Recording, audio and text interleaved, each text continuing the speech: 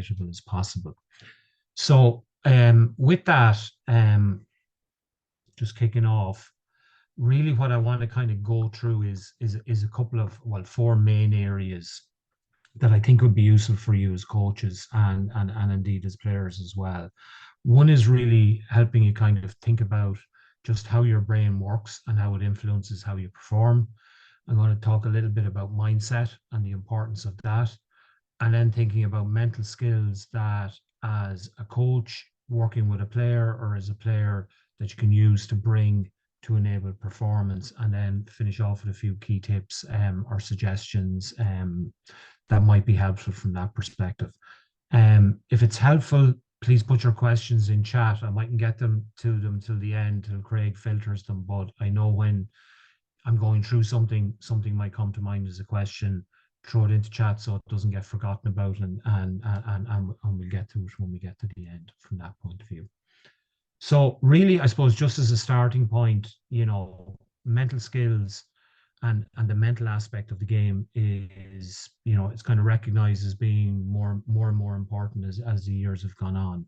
And really what mental skills are skills that you use to manage your perceptions, so how you see things, your thoughts, how you think about things, and also your emotions and feelings from that perspective. And then finally, your actually behaviors or your actions. So with that in mind, normally I'd ask this question and look for answers, but when you look at this picture, you're probably seeing one of two things. You're probably seeing either an old lady or a young lady. And depending on how you tilt your head, you might see one or the other. So that's probably frying your brains a little bit to start with from that perspective. But the point being is how you look at things. We all have a common way of seeing things, whether that's an athlete we're coaching, whether it's a scenario in a game, whether it's how somebody is training. We have a habituated way of actually seeing things. And sometimes a mental skill like looking at it a little differently or challenging yourself to look at it a little bit differently can unlock a different feeling, a different perspective, a different behavior.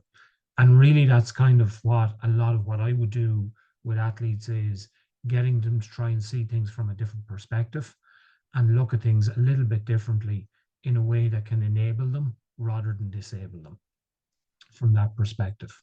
So as a starting point, we all kind of talk about mindset, having the right mindset to play, having the right, way of looking at it, the right attitude. Sometimes it gets framed in that sort of way.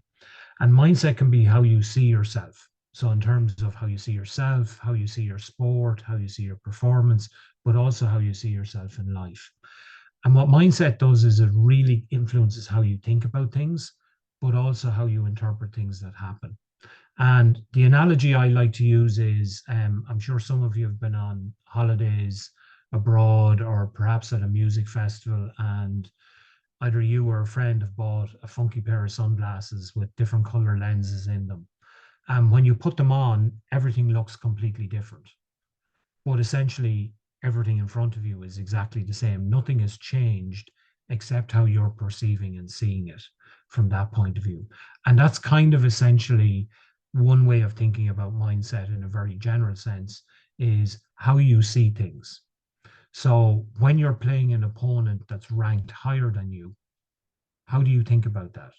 Do you see it as, oh, I'm playing somebody better than me, I'm probably going to lose?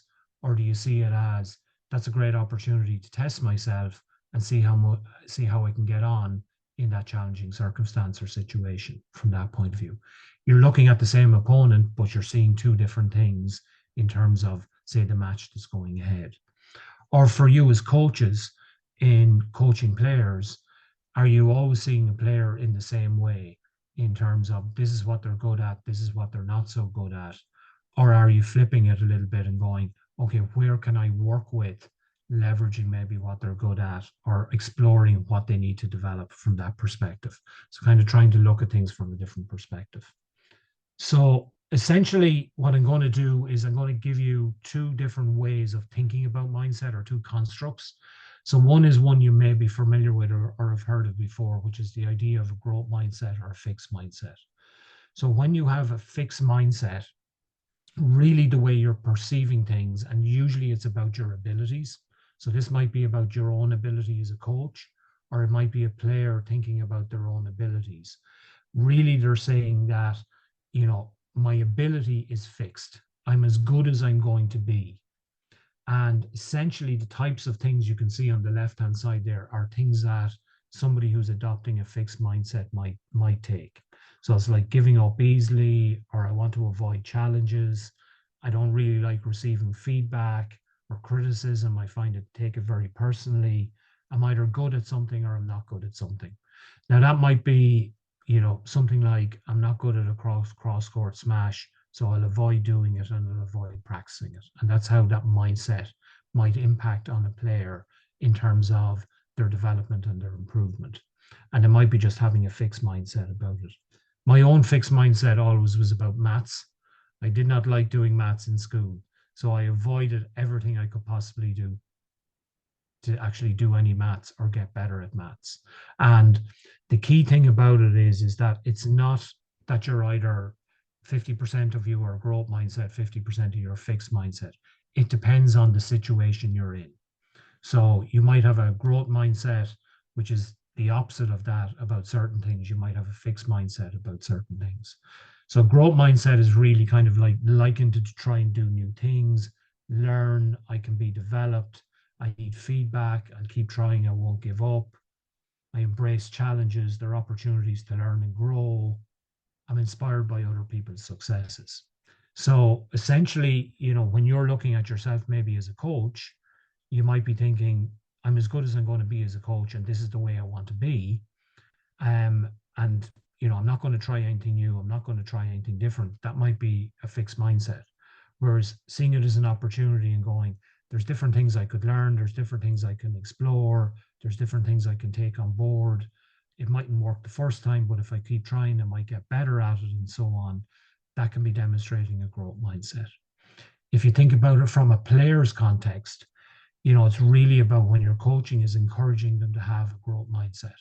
So how can you, suggest to them that they can get better? How can you suggest to them or position with them that they can get feedback, that they can use that to their benefit? That when they're playing somebody who's maybe better than them or in a challenging situation, that it's not really failing or it's not really losing. It's an opportunity to learn and grow and try and learn new skills or mechanisms to improve and move forward from there. So essentially, when you look at that growth or fixed, people who adopt a growth mindset tend to take on challenges. They learn from feedback and criticism. Intelligence and talent can be developed. They put more effort in. They don't rest on their laurels. They look to continually develop. They persist in the face of feedback and they get inspired by other successes. The opposite is the case in terms of the fixed mindset from that perspective. So one great technique is, getting a player to think about how they can, when they say they're not good at something, just getting them to say, I'm not good at cross-court smash yet, is a great way of beginning to kind of get them to think about, I'm not good at it yet, but if I keep trying, I will get better and I will improve. And encouraging them to think about just shifting their perspective on things so that they're more focused on developing the skills and elements of the game than not. The second one that I'm going to talk about is kind of this idea of challenge and threat.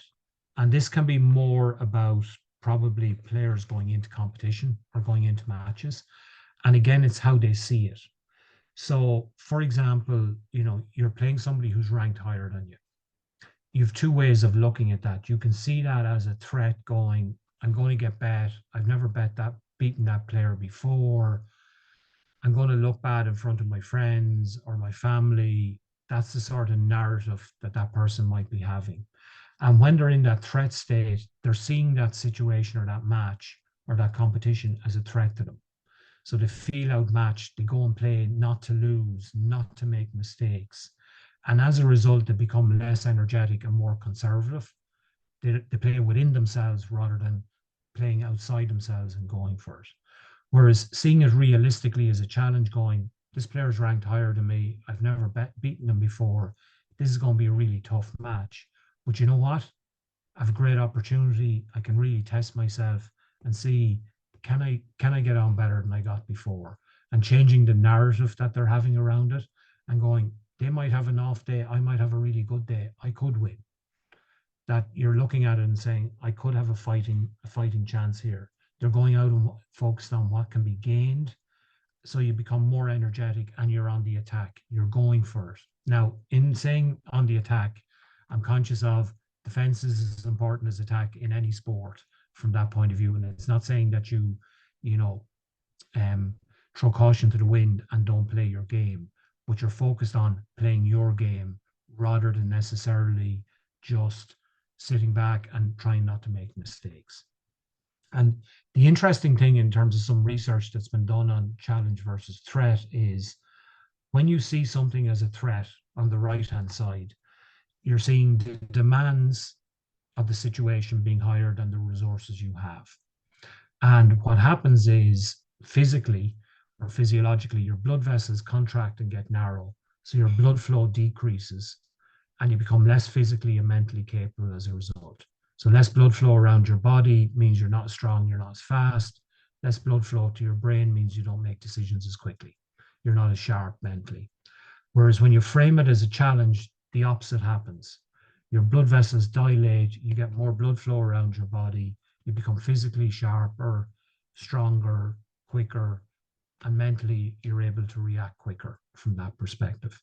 So I suppose the key thing here really from a mindset perspective is thinking about what can you be saying to players maybe in advance of a match or in advance of competition that's enabling them to see it as a challenge, see it as an opportunity. So conscious that the example I used was Paul playing Craig who's ranked higher than him and seeing that as either a threat or a challenge. The converse can be true as well. So I could be ranked higher than Craig and I could be playing Craig going, wouldn't it look awful if I lost to him? I should be beating him. If I'm not beating him by X number of points, I'm going to look really, really bad.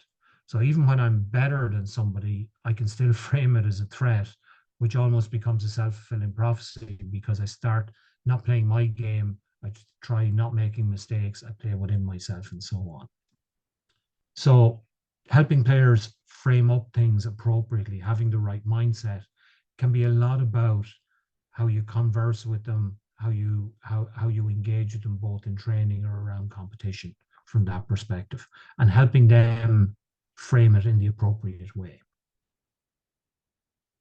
Okay, so this is probably the most complicated slide I'll do all night. So bear with me but if you get this, it kind of unlocks a lot of understanding and it's quite logical as well from that point of view. So essentially how your head works is when you're playing or when you're training, something happens. There's different situations. You win a point, you lose a point. You get a bad call, you get a good call. Your opponent does something on the other side of the court. So something happens. And when something happens, you have a thought. So you're thinking about that going, God, I played really badly there, or that was a really good point, or the ref made it, or the umpire made a terrible decision there, and so on. Okay, so you have thoughts and loads of them. And those thoughts generate an emotion. Happy, sad, anxious, nervous, scared, worried, excited. And that emotion drives your behavior. So all the time, if we were doing this and we were sitting in a room, I'd probably stop and start staring at someone who would get very uncomfortable very, very quickly, if you can kind of picture that in your mind. And the situation was, Paul is there, he's been talking for 15, 20 minutes, seems very nice, he smiles, and you're sitting there, now he's staring at me. And you're probably thinking, what did I do wrong? Why is he staring at me? And so on.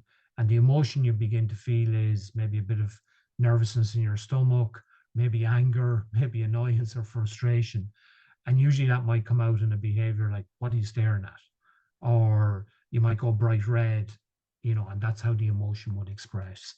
And those things happen all the time. So in a match,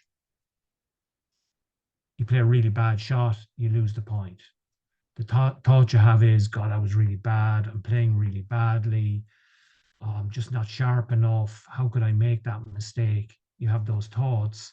The emotion that probably goes with those thoughts is worry, fear, anxiety. When you're experiencing worry, fear, anxiety, generally you tense up. And to play well, you don't need to tense up. So I think just understanding that is the first point. The second point is recognizing what you're thinking. And what you're thinking is generally a conversation you're having in your head. So you're talking to yourself. So the point I want you to kind of take away from this is what you say to yourself as a player or as a coach, that narrative or internal narrative or self-talk you have creates how you feel and creates your behavior and impacts on your behavior from that point of view. So in a match or in training, you can't really change the things that happen. Your emotion and behavior comes from what you're saying to yourself or what you're thinking. So the magic tool you have in your in your toolkit is what you say to yourself. Is the conversation you're having with yourself as a player or as a coach, is it helping create the right emotion that will enable your behavior, or is it creating an emotion that might pull away from performing the way you want to perform from that point of view? And this idea of thoughts and how you can manage your thoughts is kind of fundamental to kind of the mental side of the game from that point of view. So, from your own point of view, is thinking about, well, what do you say to yourself and your players in training around their skills, around their fitness, when they make mistakes, around tournaments or around results? And think about it from the point of view of what mindset might that create? Well, that might create a threat for them. Might it create a fixed mindset for them? Or might it create emotions that really don't enable them to perform or develop at their best from that point of view? So from a coaching point of view, really kind of considering how you interact verbally and sometimes non-verbally with your players can have a major impact on either their perspective on things, their mindset, or the emotions that they may, feel as a result.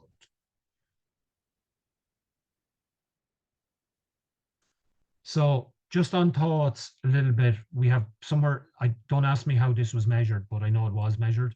And we've somewhere in the region of 20,000 thoughts a day. And the majority of them are negative.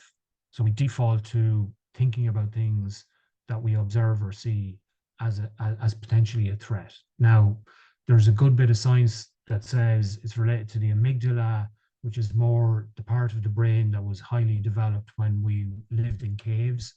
And a rustle in the bushes meant a bear was going to eat you, and you had to be alive to that particular type of danger.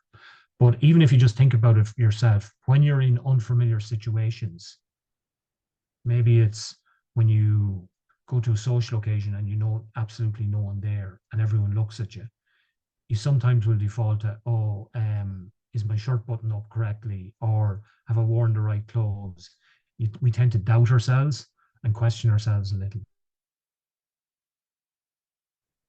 How you can feel differently, how you can make your player feel differently is generally around changing the language that you're either using yourself, talking to yourself, or talking to others. And these are the type of emotions that can be generally created. So happy, sad, anxious, nervous, worried, excited, angry. And that's not to say that those emotions aren't appropriate. They just might be appropriate at different points. So, being excited can be useful for performance, but being overexcited can be debilitating to performance. Being angry can release adrenaline, which might be helpful for performance, but it also might create too much and might not help performance. So a lot of the time on the emotional piece is trying to find a balance that's appropriate. And for different players, that will be different. There'll be some players who respond much better when they're excited, happy, looking forward to things. There are players who need that bit of a challenge in terms of, a little bit of fear, a little bit of anger can help with them as well. And that's just really getting to know your players and experimenting a little bit in terms of what might work with them. So the question really, I suppose, from your point of view and from thinking about your players is, where do you spend your time thinking? Is a lot of the time, is it either seeing the negative or the threat, or is it seeing the positive or the opportunity? Is it thinking about things you can't control or things you can control? And trying to help players really focus on the opportunity and what they can control gives them much more ability to focus on things that they can actually influence. Whereas sometimes players will spend time thinking about the threat or thinking about things that are outside their control, like the draw. It's not fair. I'm after getting a higher ranked player again and again and again, or the top ranked player again. They can't control the draw. So why spend time thinking about that? Because it's not going to enable their performance. So helping them dial back into what are the things within their control can be a great way of enabling them to manage their emotion and their feeling and their performance. So this idea of, thinking about putting your time and energy into things you can control, letting go of the things you can't control, and using that idea of the thought here in terms of what you say to yourself or what you say to your players, what player says to themselves or what you say to the players, in terms of trying to create that appropriate action or appropriate emotion. So asking yourself or asking a player, going, what am I thinking? Is what I'm thinking right now helping, or is it hindering me? Can I shift my perception? Am I having a growth mindset? Can I control this? Can be ways of creating, I suppose, a different way of thinking to something that's more enabling rather than disabling from that point of view. And really, it's, I suppose, in one way, it's kind of shifting your focus. So it's redirecting their attention to things that they can actually do something with rather than things they can't do something with. And that kind of, I suppose, segues nicely into this idea of focus and concentration. So, concentration is probably, the fundamental mental skill in all sports. Words like focus, words like concentration, words like attention are used a lot. I certainly remember in my own sporting career, I would have so many coaches going, focus, focus, you have to concentrate, you have to concentrate. And not really understanding or knowing what that was, except that I kind of had to grimace and, feel tense that I was staring at something really, really intently from that point of view. So how I like to describe focus or attention or concentration is it's the ability to focus on the right thing at the right time. So in a match, focusing on the point you're in rather than the point that's gone is focusing on the right thing at the right time. In a match, you can focus on the point you've just lost or the point you've just won, but that's not really focusing on the right thing at the right time from that point of view. So it's this idea of where you want to put like the spotlight of your attention. What do you want to pay attention to right now? And it's really kind of focusing in or putting that spotlight on the task, but recognizing that there's a lot of distractions. So when you're playing badminton, there could be some people there could be your friends, your family, there could be people cheering, there could be the umpire's call, there could be how your opponent is behaving on the other side of the net, it could be the environment, and they all can distract you from giving your full attention to the point perspective.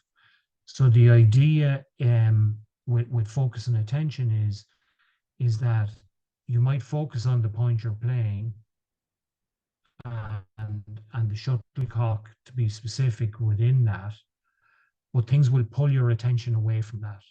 What happened in the last point? What you hear somebody shouting from the crowd, various different things. So the idea is, if you're kind of looking at me on the screen, if you're 100% focused on the point you're in, and this is a dial from 0 to 100, that's 100%. A distraction will pull your attention away from it. And what really good players are good at is recognizing that and switching back on. So it's very, very hard to stay up here at 100%. And what really good players do is they switch back on constantly when they get distracted so that they're up here more often than being distracted or focusing on the distraction. So with that in mind, I'm going to do a little test, and it's kind of, it's a video. Some of you may have seen it before. And essentially what you're going to see in the video is you're going to see three people in white t-shirts and three people in black t-shirts. The people in white t-shirts are passing a basketball among themselves. The people in black t-shirts are passing a basketball among themselves. What I want you to really dial into, really focus on, are the people in the white t-shirts. So really, when it comes on, you just look at it and go, white t-shirts, got them. And then I want you to focus on the basketball and count how many times they pass the basketball. So what you should be saying to yourself is a little bit of a competition here. See if you can get the right answer. People in white t-shirts, how many times did they pass the basketball? I've got two questions that'll come up at the end for you to answer, which you'll answer in your head from that point of view. Okay, so white t-shirts, count the passes. That's what you should be dialed into.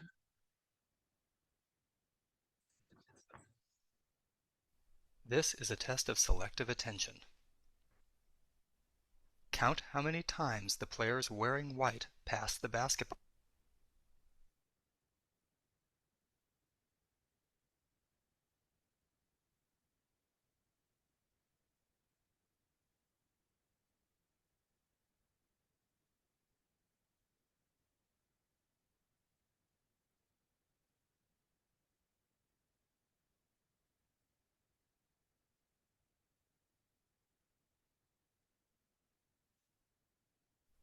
How many passes did you count?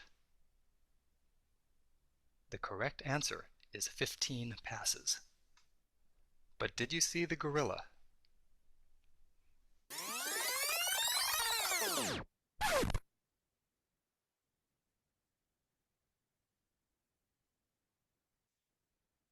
Okay, so that's a little bit of fun, all right, This but you probably fall into one of three groups looking at that. One is you got the passes right, so you got 15 passes and you saw the gorilla, or you saw the gorilla and you got the number of passes incorrect, or you got the number of passes correct and you didn't see the gorilla at all. Okay, so if you're one of those people who didn't see the gorilla, that meant that you're so focused on counting the passes, you didn't see something as obvious as that gorilla walking across the screen. Okay. And that just shows the power of your concentration and focus. When you really dial into something, you don't see something as obvious as that. Okay. The second category is those who saw the gorilla and managed to get the right answer. So you were counting the passes, you saw the gorilla, which was distraction, but you managed to remain focused on the task. So you didn't get distracted by it. And then if you happen to be in the category of you got the wrong number of passes and you saw the gorilla, possibly what happened was you were counting the passes, you saw the gorilla and went, my God, there's a gorilla. That's really stupid. Lost count and kind of, either were under or over because you got distracted by it. Now, the point I'm making is, look, it's just a nice way of demonstrating what focus and concentration is. That's no different than in a match. When something happens and you're distracted by it, are you pulling your attention back really, really quickly, or are you staying with the distraction for longer than is useful? Okay. Are you paying attention to something that's going to stop you from actually focusing on what you need to do? So, a couple of things in relation to your focus and concentration.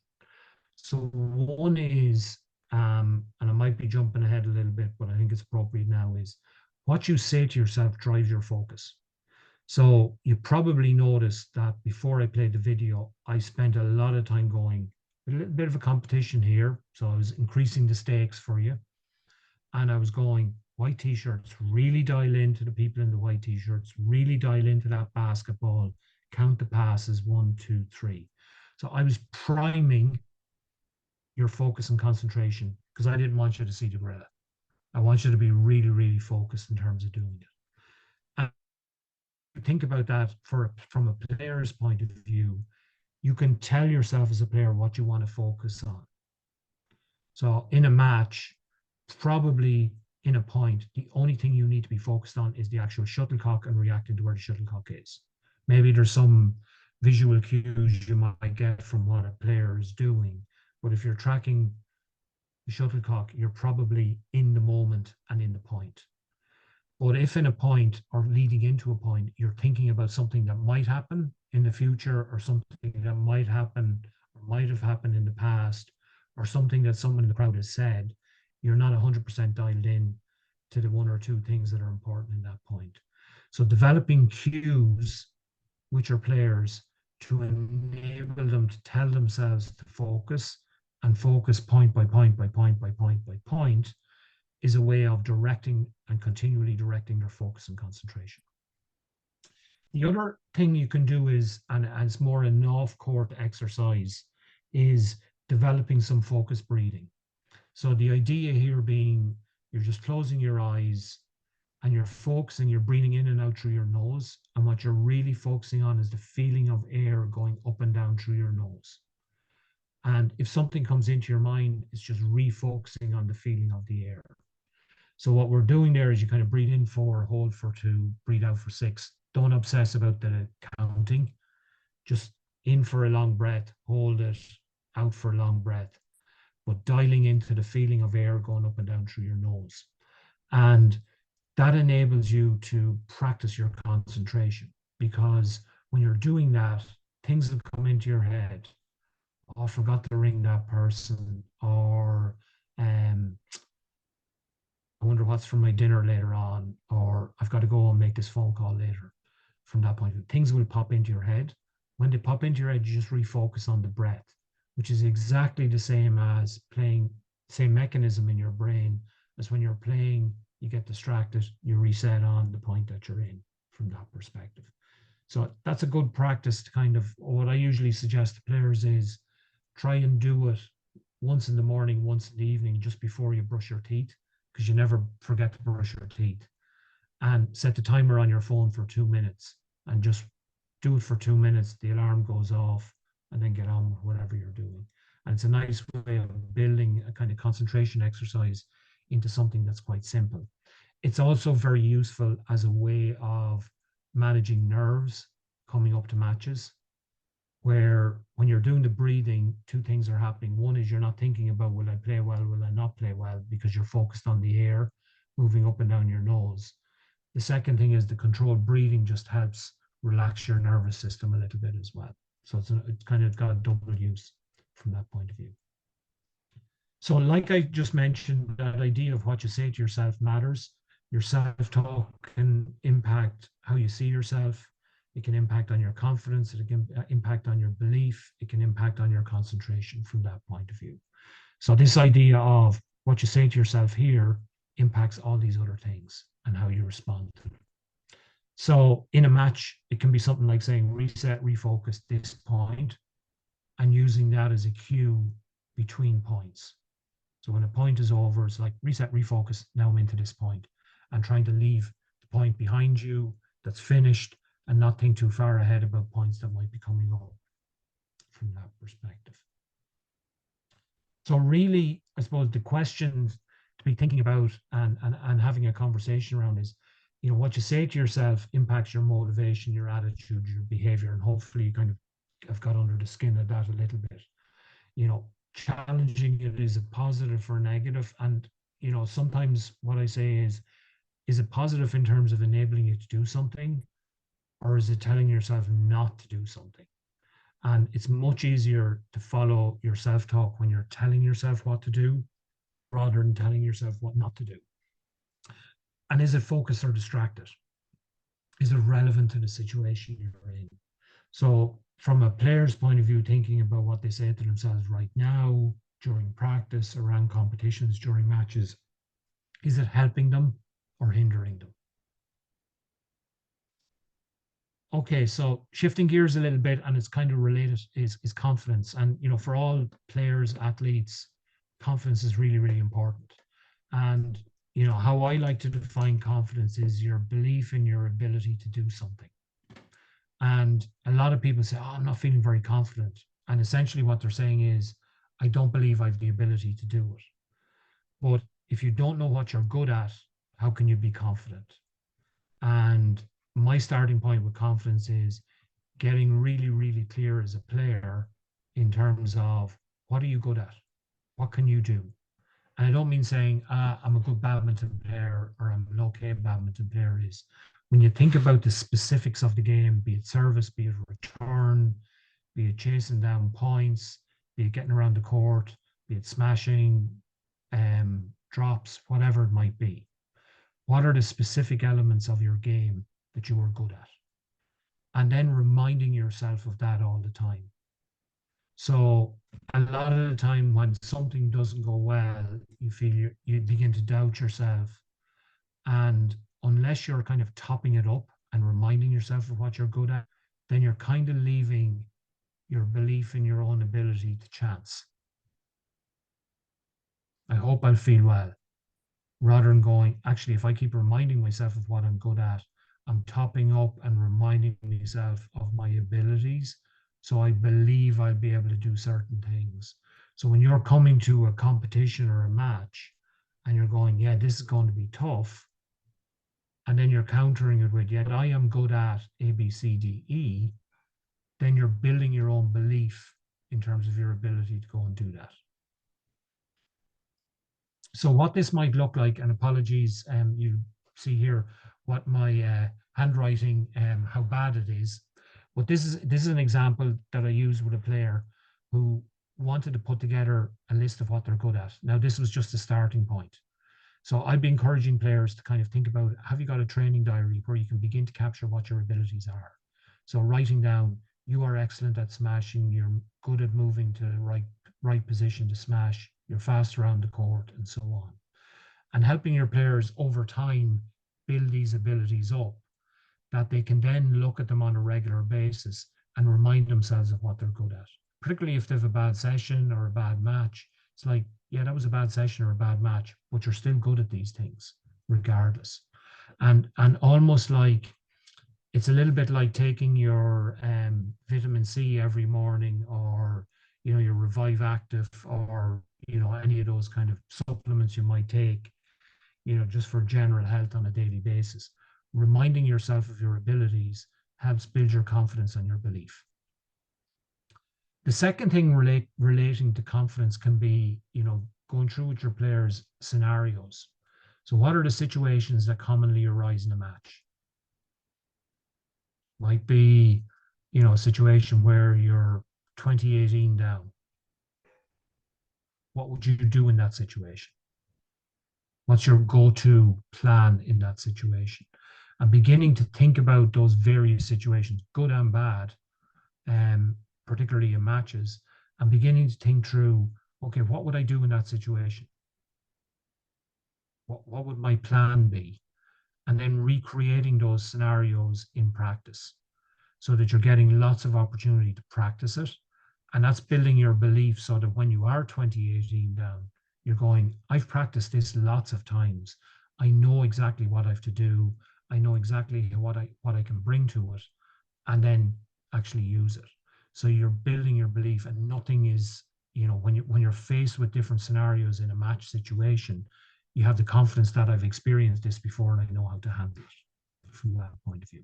It could also be things leading up to competition, like, the venue was different. I didn't have enough of a warm up, all sorts of things that can kind of be little curveballs or speed bumps on the journey. And then the last part in relation to that is just, and this goes back a little bit to kind of growth mindset. And again, this idea of a player's journal or diary is identifying what your priorities are as a player. What are the things I want to work on developing? So, this example, it's speed to net, developing my focus cue words, improving my smashes, develop my service, and bringing them into training sessions. So, you know what? I'm working on this priority today. So then you're beginning to build more belief in terms of these are the things I want to develop. but I've worked on it in this session, this session, this session, this session. And, you know, it helps in terms of focusing your attitude and your mindset around it, but also in terms of developing your confidence. And what that might look like in a diary is on the left-hand side, you know, you can see first session, what the date is. This player's focus for that session was using their cue words, developing speed to the net, practicing serves, smashes in different positions, positive body language. So that was what they were going into the session wanting to do.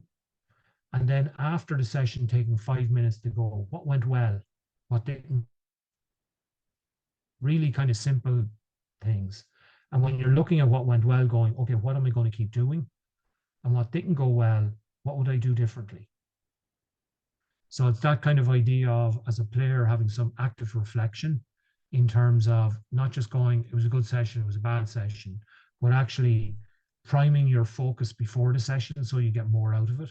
So this is a little bit like me going white t-shirt, count the passes, for want of a better word, taking a few minutes to go, here's what I'm going to want to do in this session. And then reviewing it both in terms of what you want to keep doing and taking those learnings out of it and what you might want to do differently. And then you can see onto session 2, it's like, you know, there might be a bit of similarity here, or it might be taking some of these things that didn't go so well and bringing them in as a focus, and then just having the same structure going forward.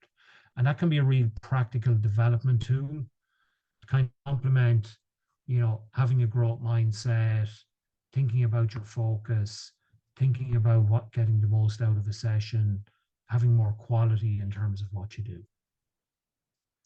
And then similarly on the left-hand side here, in terms of matches, you know, priming your focus before a match. What do I want to do in this match? Do I just want to go out and play it?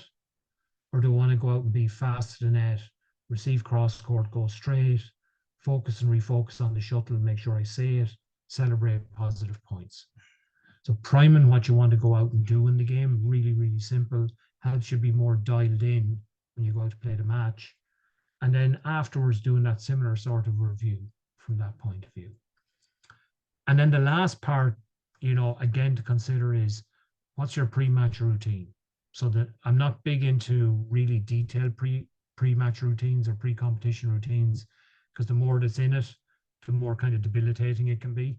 But it's like simple things like the night before, reviewing that focus for the match.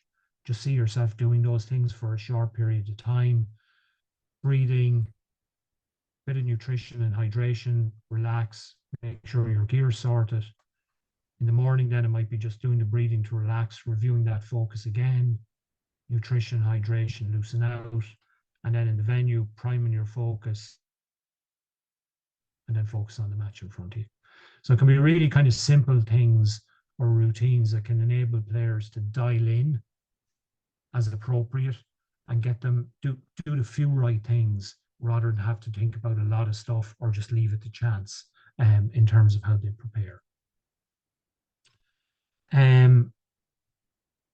Wow, I can't believe how time has gone, but I'm nearly there, Craig. All right, I will leave time for questions. So just, you know, resilience is important for any player. And really, I suppose, you know, resilience in my mind is, you know, keeping going when things are tough or bouncing back when people have challenges. And really the thing, you know, a couple of things that will help with that. One is that idea of mindset. How can I see it differently? When things are tough, how can I look at it differently? Can I say different things to myself in terms of how I'm interpreting that situation? So your self-talk, or what you choose to focus on. You choose to focus on, this is terrible, it's not going well, and so on. Or you just dial into, I'm just going to do a good session here. Are you allowing how you're generally feeling come into the actual session, or are you just going to try and focus on the actual session? And finally, the one really encouraging players is, and you know, it's not something that we're all particularly good at, is, you know, resilience for me is your ability to ask for help or support. This isn't going well. What can I do differently? Do you know somebody who's good at, et cetera, and just asking for help. And it's particularly for younger players, it can be really difficult to do that, you know, and even for somebody as old as me, you know, I'm not the best in the world at it either from that perspective, but it can be a way of problem solved, problem shared, problem halved type of idea.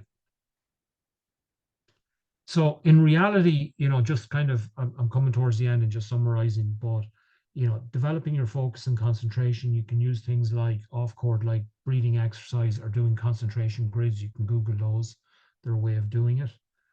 Reflecting on elements of your past performance in terms of what would I do again? What would I do differently? Writing down what you think of yourself as a player and seeing if you need to reframe that with a growth mindset, and asking yourself, are you having a growth mindset? And finally, noticing the thoughts or self-talk you have. See if you can flip them to be more focused or more enabling in different ways.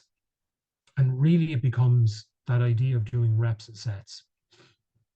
The more you do these things, the more they become a routine, the more they build strength and power for you from a mental side of it. If and on, then chances are it won't have as much impact for you over a period of time. So the second last thing I just want to kind of share with you is as a finisher is, normally I get to ask people what they think of this and why I'm showing it. But I'll have to frame it up a little bit differently just in this environment. But this is a video of Muhammad Ali, very famous world champion boxer from 60s, 70s, 80s. And he was very famous for his ability to talk as well as box. And this is it's a press conference before he fought a guy called George Foreman in Kinshasa in Africa. George Foreman was the world champion at the time. George Foreman is the same guy who makes the George Foreman grills. It is the same person. And before he did that, he was 6'8". He was absolutely huge. And anyone who got in the boxing ring with him came out much worse to wear for it. And this is Ali before the fight talking about the fight and himself. And I'll frame it up for you afterwards. I know you'll be asking, why is boxing relevant to badminton? But hopefully I'll explain that towards the end. Who knocks out every...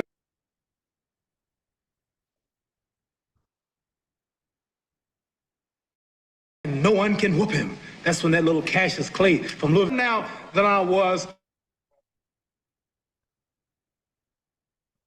when you saw that 22-year-old undeveloped kid running from Sun to Lister. I'm experienced now, professional. Jaws been broke, been lost, knocked down a couple of times. Bad. Been chopping trees. I done something new for this fight. I done wrestled with an alligator. That's right. I have wrestled with an alligator.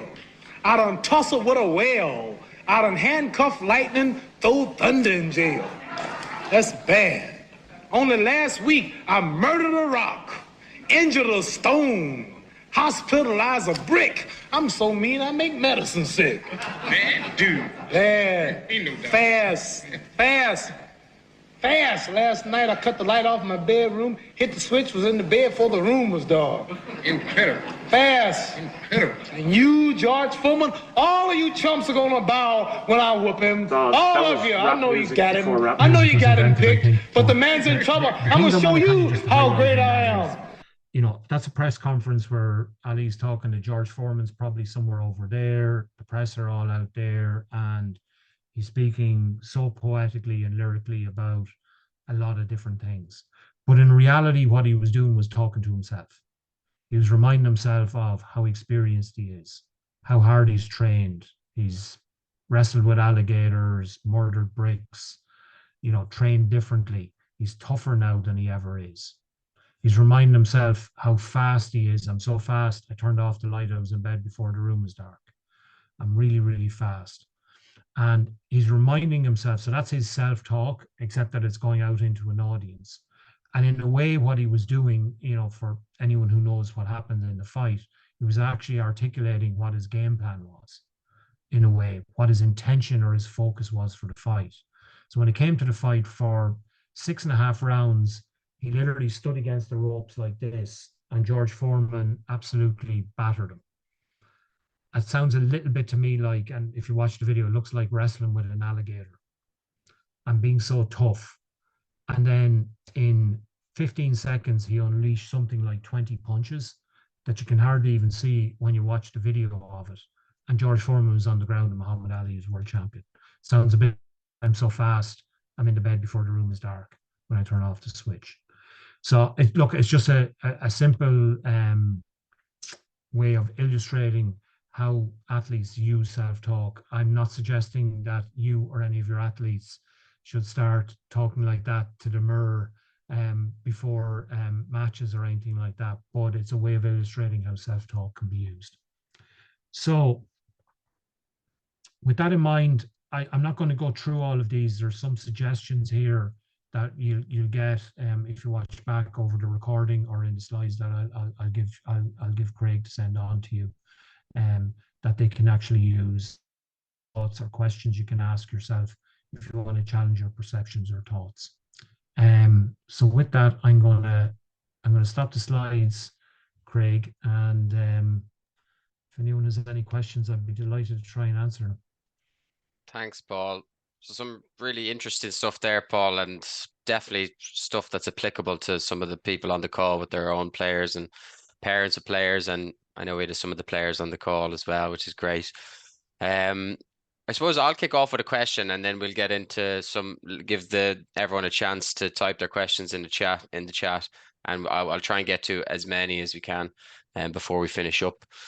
I suppose a question, Paul, that maybe is applicable to some of the guys on the call and some of the coaches on the call is there any particular coping mechanisms or strategies you'd use for players to help them cope with stress or pressure that comes from parents, teammates, or other players in their group, as this is something that I think is commonly seen?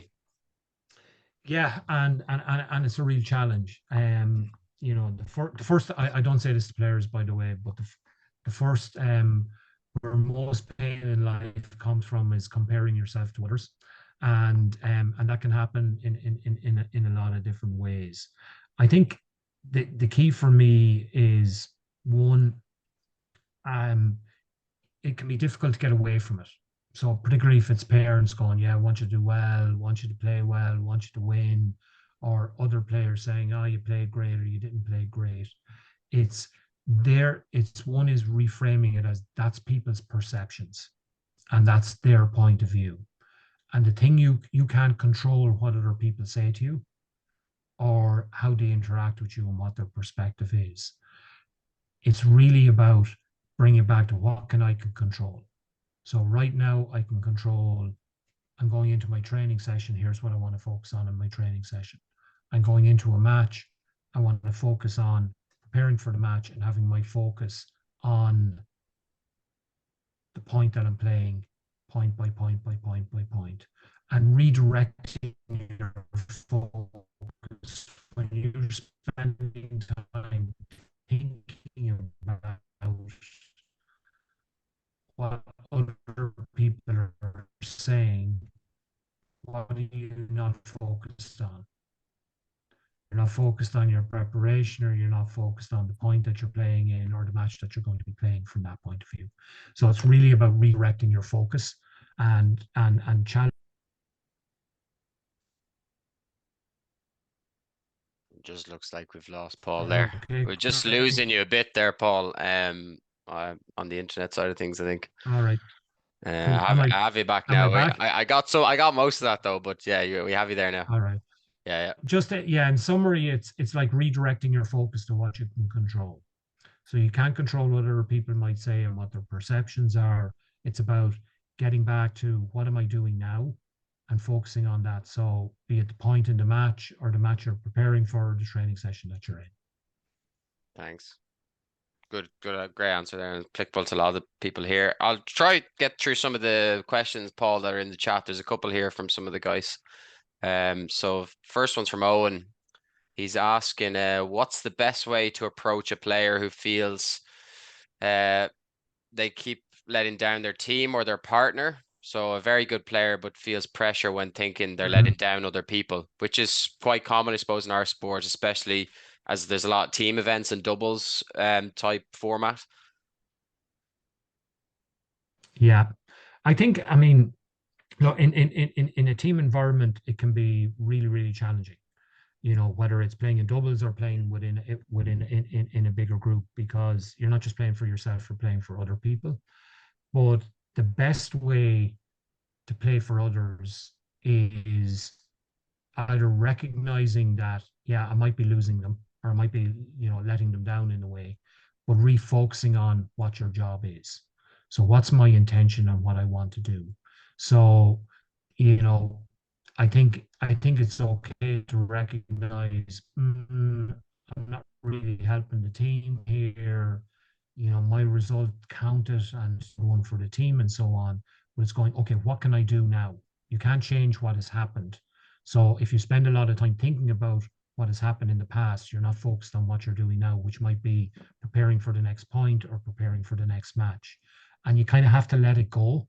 I'm not saying it doesn't matter or you don't care, but if you want to contribute to the team or to your partner, you've got to try and refocus on giving it all in the next point or the next match and being focused for that.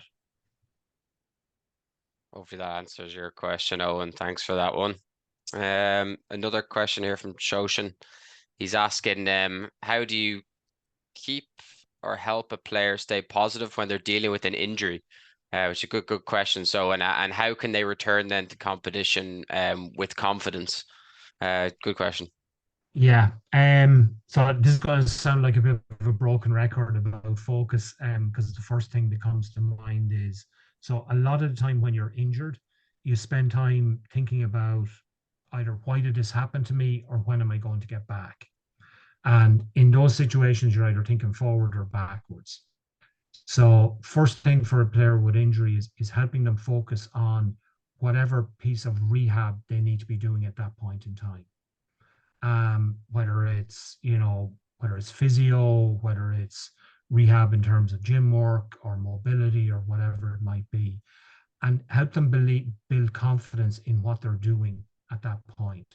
So my objective for today is I want to get so many reps of mobility work done, and I want to get this treatment done with the physio.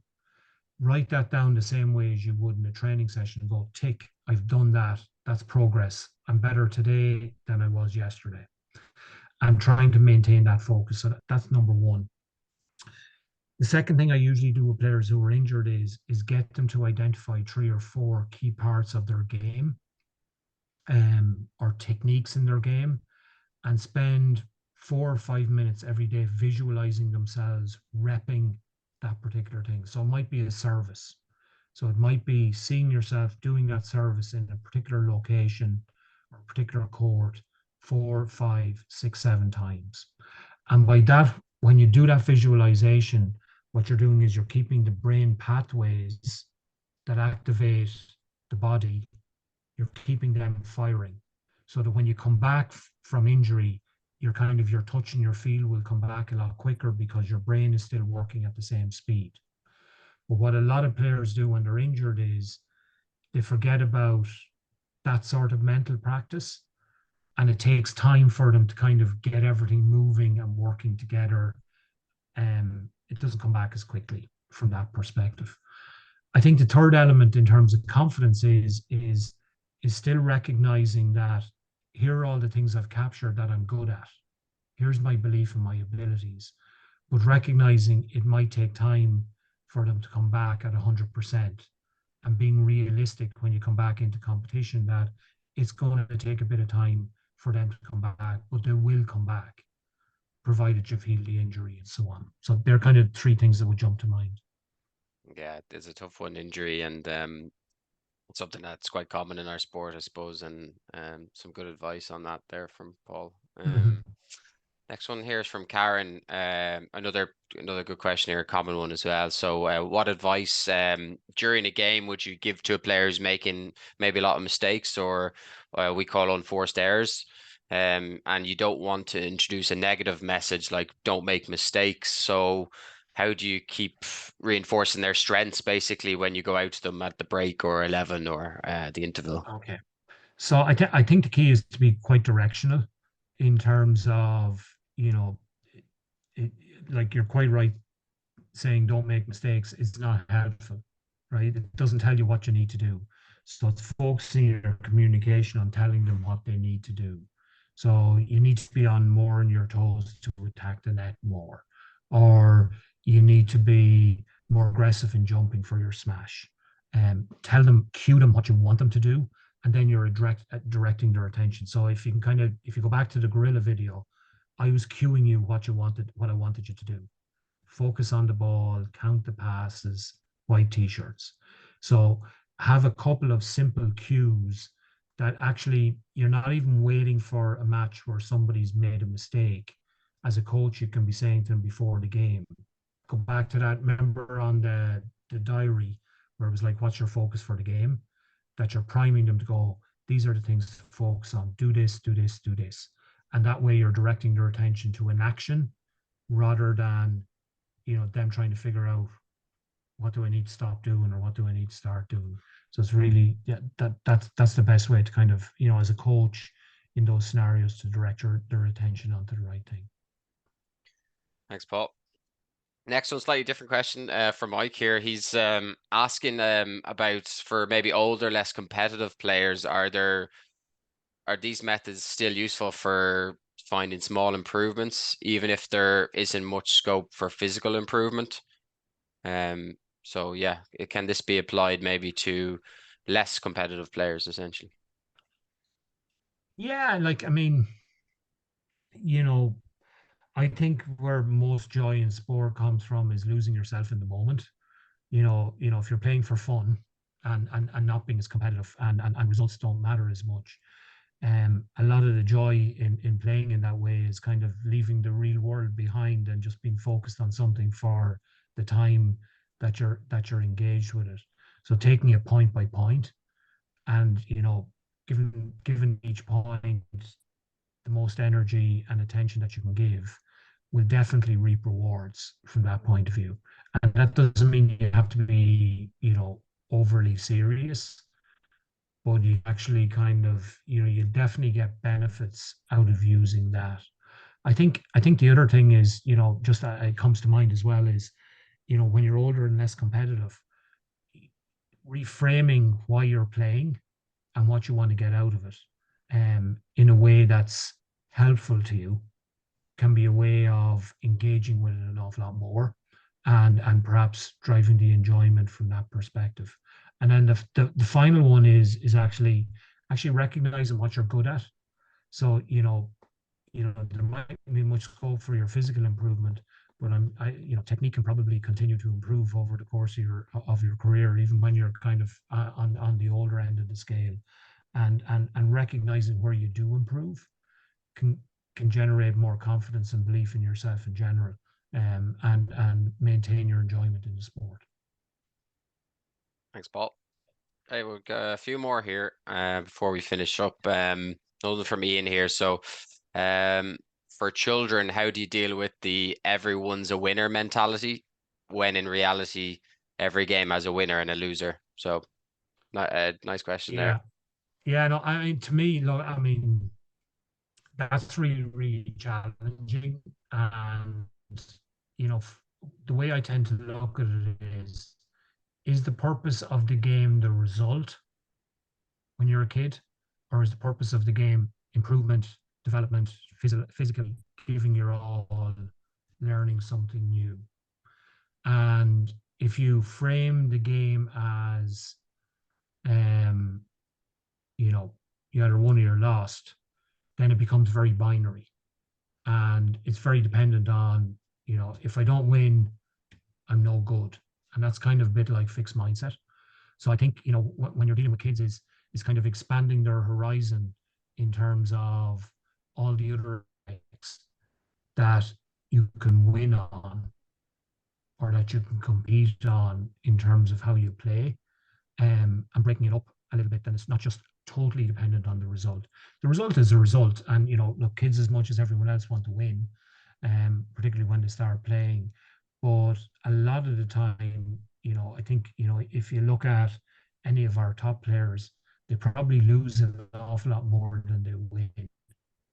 And, there's only a small number of players globally who will win a lot of every game that they play. So if you're totally fixated on just the result and the outcome, it's not really where your focus can be. It's not, it's not going to enable improvements in performance, the social aspect of it for kids, the exercise element of it, and so on. So I think it's finding other things that you can supplement conversations with them.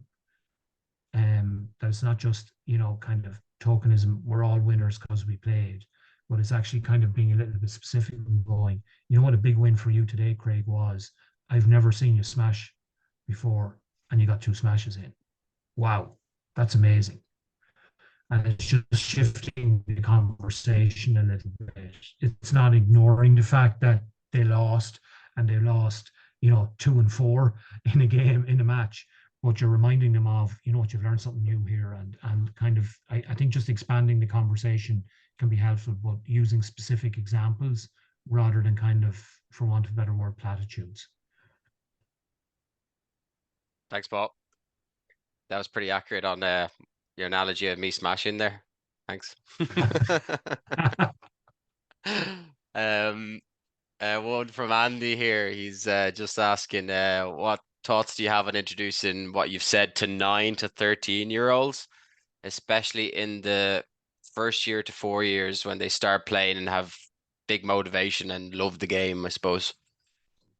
Yeah, I mean, I think, like I think at that age you need to kind of break things down a little bit kind of simpler from that point of view. So, you can encourage a growth mindset with players. You don't need to call it a growth mindset, but in how you interact with them and help them develop in their first years of playing, it can be just how you actually coach them and the language that they use. I think that's one piece. I think the second piece is recognizing that, helping them cue them on 1 or 2 small things when they're playing that they can dial into, and that'll help them play better.